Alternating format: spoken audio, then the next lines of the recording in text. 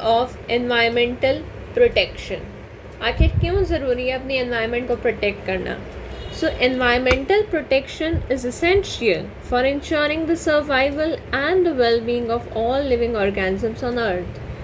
Unchecked industrialization, excessive deforestation, soil degradation, and alarming pollution levels have severely disrupted the fragile natural ecosystems.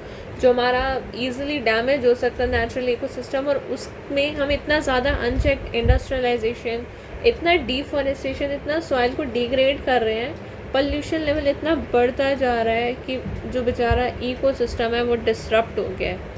So these environmental crisis directly result in erratic weather patterns, severe health hazards and loss of global biodiversity का तो पूरा loss ही हो गया है. Protecting our environment requires immediate की spelling देखिएगा, immediate collective action at both global and individual levels. So citizens को जो है एक कलेक्टिव एक्शन लेना पड़ेगा, ग्लोबल भी और इंडिविजुअल लेवल पे भी. तो citizens must practise sustainable living by reducing, क्या कर सकते हैं आप लोग?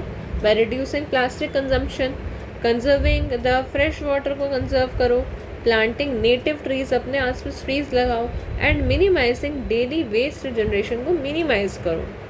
कंकरेंटली साथ में जो गवर्नमेंट है वो क्या कर सकती है? So concurrently governments must enforce strict environmental regulations, mandate industrial pollution controls, and accelerate, बढ़ा सकती है इन्वेस्टमेंट किसमें? क्लीन रिन्यूएबल और एनर्जी रिसोर्सेज में. Preserving nature is not a luxury. Preserving nature is not a luxury, but a fundamental duty owed to future generation. एक fundamental duty है जो हम future generation को देते भी हैं, एक nature preserve करके.